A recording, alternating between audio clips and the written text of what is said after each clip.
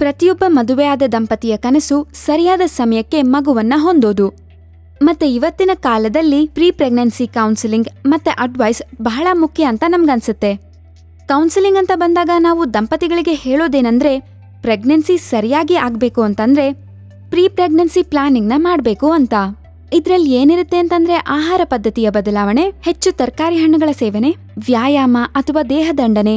ಇದರಲ್ಲಿ ಅನುವಂಶೀಯ ಪರೀಕ್ಷೆಗಳಿರ್ಬೋದು, ಕುಟುಂಬದಲ್ಲಿ ಅನುವಂಶೀಯ ಅಸ್ವಸ್ಥತೆಗಳಿದ್ದರೆ ಹೆಣ್ಮಕ್ಳಿಗೆ ಕೊಡುವಂತಹ ಪ್ರೀನೇಟಲ್ ವೈಟಮಿನ್ಸ್ ಕೂಡ ಇದರಲ್ಲಿ ಇರ್ಬೋದು.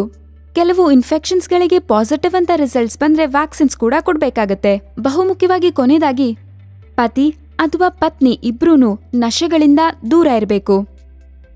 ಮಹಿಳೆಗೆ ಪ್ರೀನೇಟಲ್ ವೈಟಮಿನ್ಸ್ನ ಕೊಡೋಕೆ ಶುರು ಮಾಡಿದಾಗ ಫೋಲಿಕ್ ಆಸಿಡ್ನಿಂದ ಶುರು ಮಾಡ್ತೀವಿ. ಗರ್ಭಧಾರಣೆಯ 6 ತಿಂಗಳ ಮುಂಚೆ ಮಹಿಳೆಯರಿಗೆ ಬೇಕಾಗಿರುವಂತಹ ಮೂಲಭೂತವಾದ ಪ್ರೀನೇಟಲ್ ಸಪ್ಲಿಮೆಂಟ್ಸ್. ಈ ಫೋಲಿಕ್ ಆಸಿಡ್ ಸಪ್ಲಿಮೆಂಟ್ಸ್ನ ಜಿಂಕ್, ಐರನ್, ವೈಟಮಿನ್, ಕ್ಯಾಲ್ಸಿಯಮ್ಸ್ ಇತ್ಯಾದಿಗಳ ಜೊತೆ ಕಂಬೈನ್ ಮಾಡಬಹುದು. ನಮ್ಮಲ್ಲಿ ತುಂಬಾನೇ ದಂಪತಿಗಳು ಪ್ರೆಗ್ನೆನ್ಸಿನ ಟ್ರೈ ಮಾಡೋದಕ್ಕೆ ಒಳ್ಳೆಯ ದಿನ ಯಾವುದು ಅಂತ ಕೇಳ್ತಾರೆ. ಋತುಚಕ್ರದ 11ರಿಂದ 18ನೇ ದಿನದವರೆಗೂ ಅವರು ಟ್ರೈ ಮಾಡ್ಬೋದು.